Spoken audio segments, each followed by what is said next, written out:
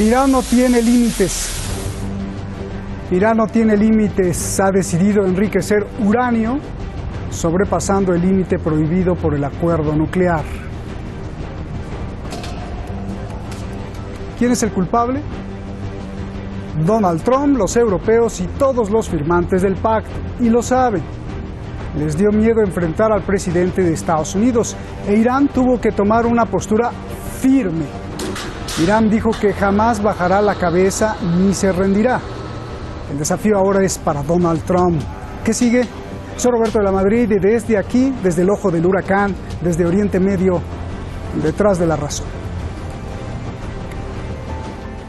They've said that they're going to enrich uranium past 3.67% purity. The already high tensions between the U.S. and Iran are rising Sunday after Tehran confirmed it would begin enriching uranium above agreed-upon limits. Officials there have confirmed that they are set to breach the uranium limits set out in the nuclear deal.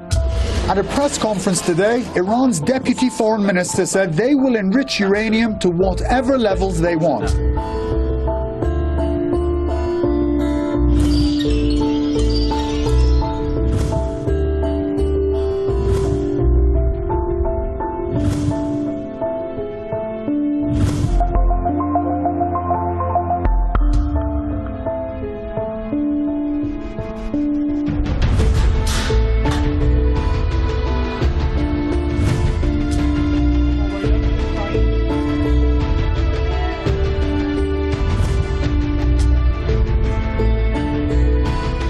علت این که ما امروز گام دوم کاهش تعهدات خودمون رو شروع می‌کنیم به این دلیل هست که اروپا و بقیه اعضای مشارکت کننده در برجام نتونستن خواسته ما از برجام رو برآورده بکنن و به خصوص در حوزه فروش نفت و بازگشت درآمدهای نفتی اقدام قابل توجهی نتونستن صورت بگیرن.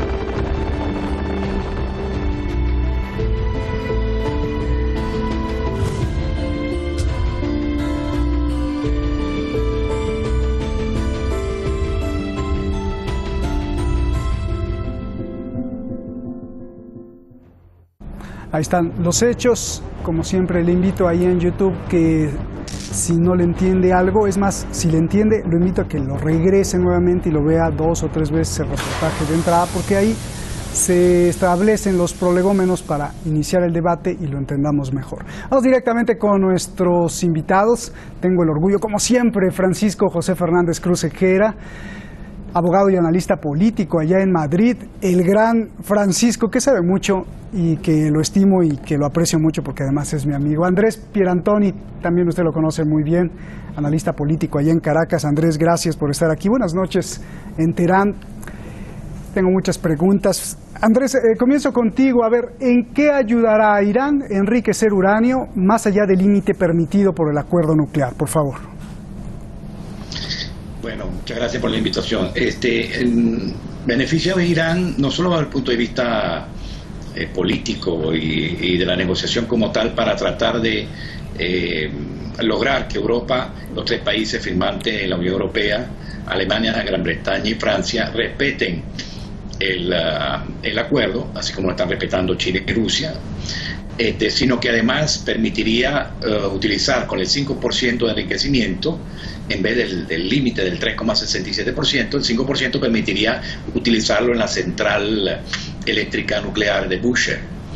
Si después fuera necesario seguir incrementando el porcentaje de enriquecimiento en función de que las partes no cumplen, en este caso los 3 países europeos no cumplen con el acuerdo, Entonces eso permitiría, por ejemplo, investigaciones científicas con un nivel de 20%, inclusive el uso de este uranio enriquecido para submarino atómico, no atómico en el sentido que no sé, que sean portadores de bomba atómica, porque Irán definitivamente no está en esa línea.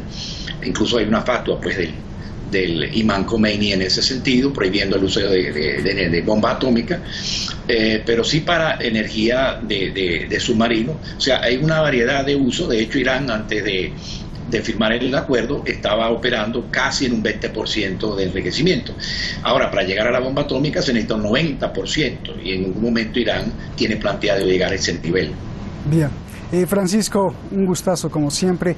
A ver, si Irán ha repetido muchas veces, como lo está diciendo Andrés, se ha repetido muchas veces que según su religión islámica no pueden jamás tener una bomba atómica, entonces yo te pregunto, ahora que Irán enriquece uranio más allá de los límites, ¿esto cómo podría presionar a Europa? Bueno, pues un abrazo para ti, Roberto, un saludo para Andrés y también para toda la audiencia. A mí me gustaría explicarle a la audiencia en qué consiste esto del enriquecimiento de uranio. El enriquecimiento de uranio consiste en que las centrifugadoras van a quitarle al uranio la parte que no es fisible, la parte que no sirve. Y esa parte, que es el isótopo 238, su mayor parte, cuando se ha enriquecido al 3,67%, ya ha desaparecido. Por lo tanto, pensemos que una vez que se ha enriquecido el uranio al 3,67, los usos civiles, por ejemplo, llevan a que se pueda utilizar uranio enriquecido al 20% para el tratamiento de algunos tipos de cáncer. Es decir, el enriquecimiento de uranio por encima del 3,67 no significa automáticamente un uso militar. Ahora bien, una vez que se ha enriquecido uranio al 20%, el proceso que va del 20% al 90% es muchísimo más rápido. Se tarda mucho menos en crecer ese 70% que en pasar de 0 a 3,67. Porque la mayor parte del isótopo U238, que es el que sobra, que es el que no es fisible, ha desaparecido, y lo que queda es el isótopo fisible, el U235. Dicho esto, tenemos que tener en cuenta una cuestión. Ahora mismo los 300 kilos que tiene Irán acumulados de uranio, que Estados Unidos con sus sanciones y con su embargo ha impedido que Irán cumpliera el acuerdo exportándolos al exterior, darían aproximadamente para una cantidad de entre 5 y 9 kilos de uranio enriquecido al 90%, y dado el estado de la tecnología nuclear militar en Irán, aproximadamente necesitaría el triple de esa cantidad para llegar a tener un arma nuclear. Lo importante, es decir, esto es lo que está haciendo que por parte de los sionistas y de Estados Unidos no haya una respuesta inmediata a día de hoy contra Irán por esta situación. Evidentemente este es el aspecto, digamos, técnico, y en cuanto al aspecto jurídico tenemos que tener en cuenta que los acuerdos de Viena son, como todos los contratos, ley entre las partes. Es decir, el cumplimiento de los contratos no puede quedar al arbitrio, al capricho de una de las partes contratantes, y eso es exactamente lo que ha hecho Estados Unidos, dejar de cumplir porque sí. Porque siempre, es decir, ellos decidieron dejar de certificar el cumplimiento del acuerdo en virtud de la obediencia política al Estado de Israel y a los intereses sionistas, pero no a un incumplimiento. Y en Europa se ha dado cuenta, esto una vez más le ha puesto ante la realidad que quien domina el sistema financiero internacional es quien tiene y ejerce verdaderamente la soberanía política. Es decir, Europa carece de dos cuestiones esenciales para tener un verdadero peso político en el escenario internacional, como son una fuerza militar propia, por un lado, y dos, un sistema financiero tanto de calificación de deuda que no dependa de Estados Unidos, ni de la City de Londres, ni de Nueva York, y también un sistema de pagos internacional que no dependa, que pueda evitar la extraterritorialidad de las sanciones norteamericanas. En este escenario, ¿qué opciones tiene Irán? Irán, sencillamente, le han dejado solo en el cumplimiento del acuerdo. Unos porque no quieren, Estados Unidos, y otros porque no pueden, la Unión Europea. En esa situación, Irán solo tiene una opción, y es que, como todo el mundo sabe, uno es un actor político en la medida en que tiene la capacidad para establecer una dialéctica amigo-enemigo.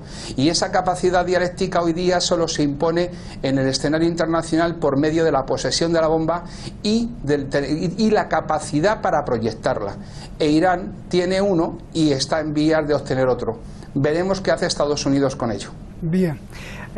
Andrés, a ver, tocando justamente esto que decía de que no puede, sí puede, y los que no quieren, pues bueno. Yo te pregunto, el vicecanciller iraní para asuntos políticos, Seyed Abbas Araghchi, de Irán, acusó textualmente al Reino Unido, Francia, Alemania, China y Rusia de impotentes, ya que no pudieron cumplir sus compromisos del acuerdo nuclear ante las sanciones de Estados Unidos. Yo te pregunto, si los europeos, China y Rusia juntos no pudieron vencer las sanciones, ¿cómo hará Irán para vencerlas solo?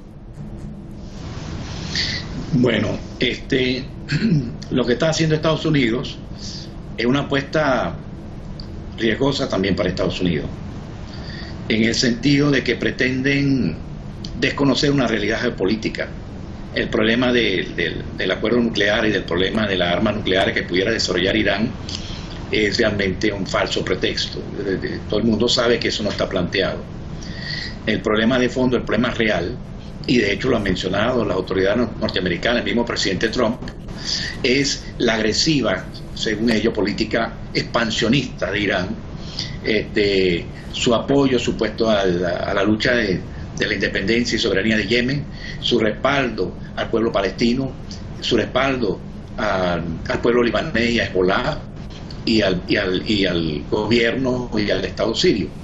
Entonces ellos trataban y pensaban, con la estrategia de Obama y Hillary Clinton, como mismo Trump denunció en el 2016 en la campaña electoral, que con el ISIS iban a acabar con toda esa relación y todo ese peso geopolítico de Irán, dividiendo el Medio Oriente en pedazos y permitiendo por consiguiente a Israel seguir con su plan de expansión hacia el gran Israel.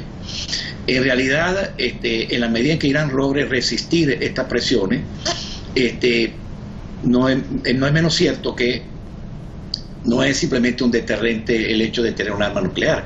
Irán tiene deterrente muy importante, sin necesidad del arma nuclear.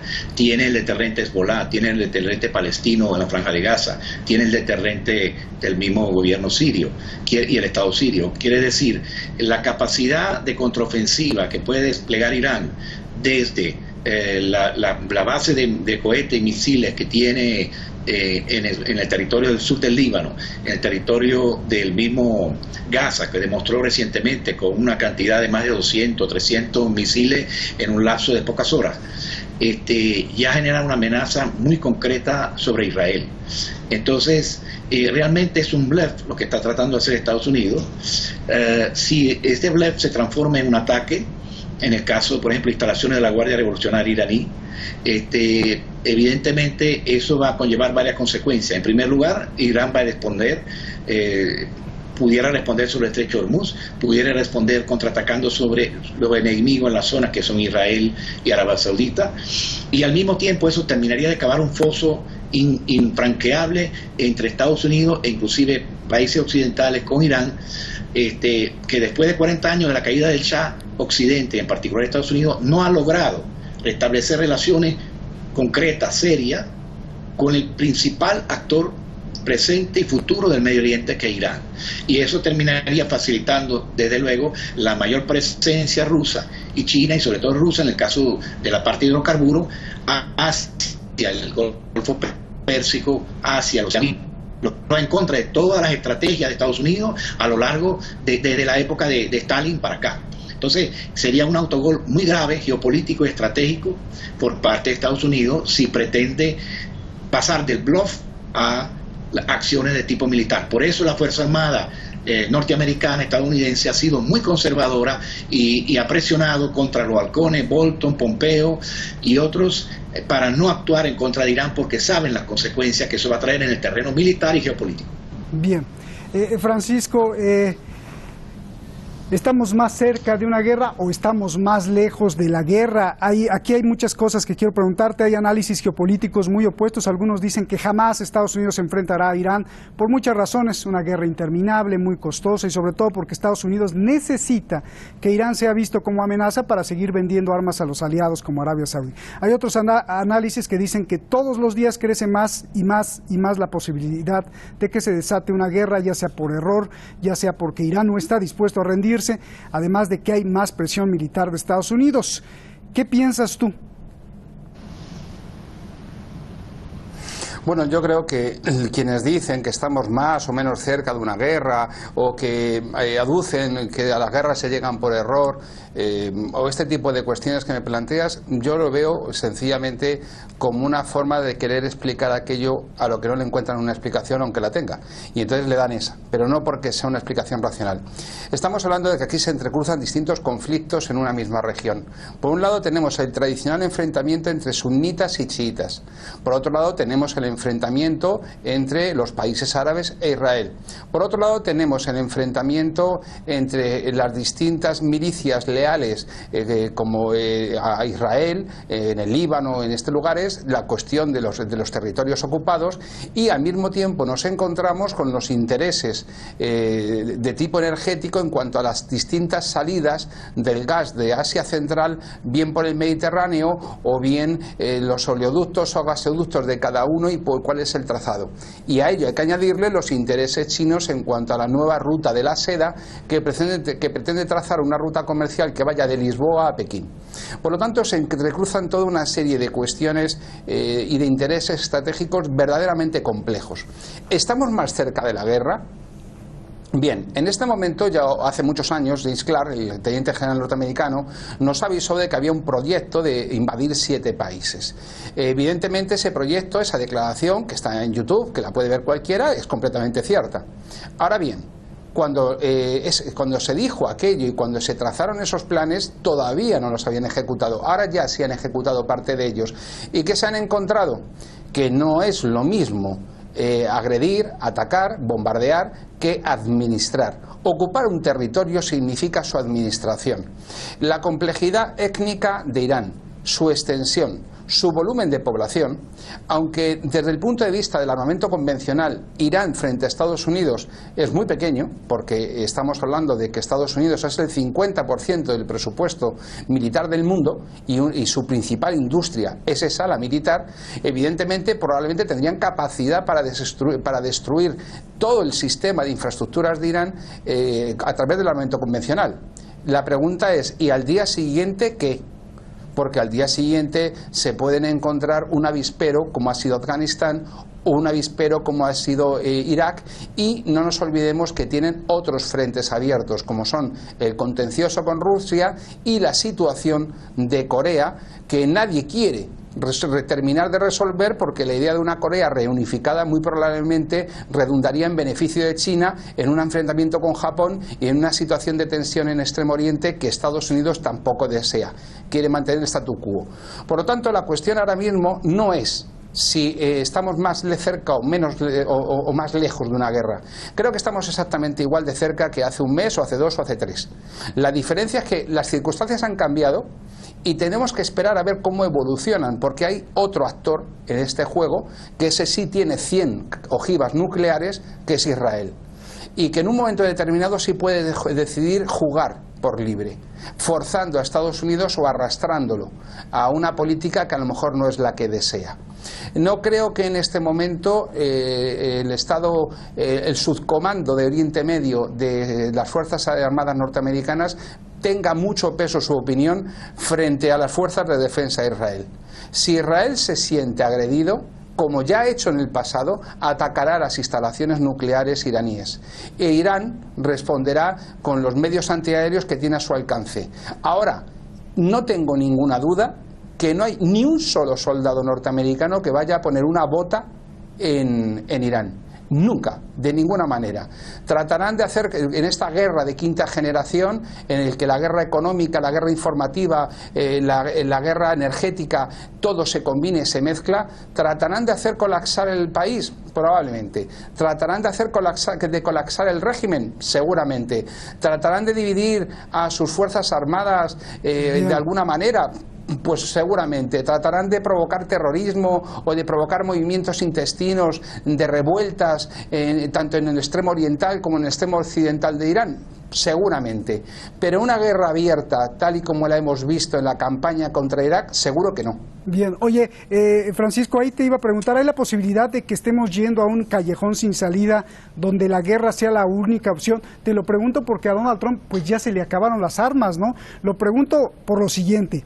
¿Existe la posibilidad de que demócratas y republicanos ataquen a Trump diciendo, mira lo que has hecho, ahora no tenemos ni acuerdo nuclear e Irán ya está enriqueciendo uranio y para no perder poder no tenga otro más remedio que ir a la guerra? ¿Es posible esto?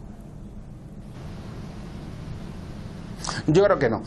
Vamos a ver, para empezar, ya no existe una diferencia entre un estado de paz y un estado de guerra. Lo estamos viendo en distintos lugares del mundo. Ya la diferencia ni jurídicamente existe, porque no hay una declaración formal de guerra desde hace 70, 80 años, desde la Segunda Guerra Mundial, ni existe tampoco en el terreno de los hechos. Es decir, cuando nos enfrentamos a la guerra de quinta generación en el espacio virtual, no existe diferencia entre la paz y la guerra. Tampoco existe en el ámbito económico. Es decir, no existe una diferencia. Ya estamos en guerra. O si se quiere, aunque estemos bombardeando a un país, estamos en paz. Porque la diferencia es ninguna. La diferencia es una cuestión no jurídica, sino de hecho. Ya estamos en guerra, ya hay actuaciones hostiles de uno contra otro en distintos escenarios. Económico, virtual, informático. Hemos visto los apagones. Pero Donald Trump no se va a echar para atrás, o las campañas para provocar hambrunas en Yemen o en Venezuela, y por lo tanto aquí ya estamos en guerra. Sí. Ahora bien, ir a la guerra porque no nos queda más remedio, pero si ya están en ella, y realmente pensamos y suponemos que si las elecciones, en lugar de haberlas ganado Trump, las hubiera ganado Hillary Clinton, la política respecto de Irán sería distinta. Es decir, aquí la única política que hay en Estados Unidos respecto de este tema es la que marca Bibi, Netanyahu. Es la que se marca en Tel Aviv, o en esa nueva capital que ellos pretenden imponer, que Jerusalén como nueva capital de Israel. Pero esa es la realidad. Bien, gracias Francisco. Andrés, ¿qué sigue? ¿Qué va a pasar? Irán comenzará a enriquecer más y más uranio, la Unión Europea se va a quedar mirando. El Reino Unido ya había advertido que si Irán enriquece, los europeos también abandonan el pacto. El mismo Irán acusa a Europa de someterse a las órdenes de Estados Unidos. Habrá más sanciones. ¿Cómo va a ser el desenlace de esto? Explícame, Andrés. Aquí hay dos factores de peso. Lo que mencionaba Francisco con respecto a la estrategia de expansión de Israel, el desmembramiento, la balcanización del Medio Oriente. Y en segundo lugar, que finalmente trataron de implementarlo con el ISI y ahora tratan de implementarlo con el acuerdo del siglo contra los palestinos y con otros inventos. Pero hay otro elemento que se subestima o que se menciona poco, que es Europa, la estrategia de Estados Unidos para el control de Europa. Sin el control y el dominio de Europa, de Estados Unidos, con el 25% del PIB mundial y no el 50% como lo tenía en 1945, pierde el control del mundo, el monopolio pues de la gran potencia, etcétera, ya no podría dominar como ahora. Y el control de Europa no basta a la OTAN. De hecho, Europa está tratando de generar su propia fuerza armada y eso llevará un tiempo, pero hacia allá van. El control de Europa fundamentalmente se juega en lo energético. Entonces, cuando Alemania trató de desarrollar su potencial nuclear en generación eléctrica, inmediatamente salieron todos los verdes y todas las ONG de Alemania financiadas por Estados Unidos para sabotear eso. Entonces, lo que está en juego es mucho. Ahora, ¿qué es lo que puede pasar? Muy sencillo. La peor situación para Estados Unidos es que Irán definitivamente entre en la alianza estrecha con Rusia y con China y pase a ser parte de un bloque euroasiático donde Europa y Estados Unidos perderían mucha capacidad de influencia y mucho peso geopolítico en toda la región medio oriental y en el área mediterránea. Pues muchas gracias, Andrés, Francisco, un abrazo a los dos, les aprecio mucho. Gracias, se nos fue el tiempo rapidísimo. Gracias. Irán se ha convertido en un obstáculo para las intenciones del Estado profundo allá en Washington. El problema para ellos se extiende prácticamente por todo el mundo. Un superbarco que llevaba petróleo de Irán fue detenido, pero no en esta zona, no en Oriente Medio, sino en Europa, frente a España. Fueron los marines británicos. Irán dice que el Reino Unido cometió el delito de piratería. ¿Quién dio la orden de detener el barco? ¿Quién manda en Londres y en Estados Unidos? Mañana, ¿quién detrás de la razón? El Estado profundo, el Deep State y su guerra contra Irán. No se lo pierdan.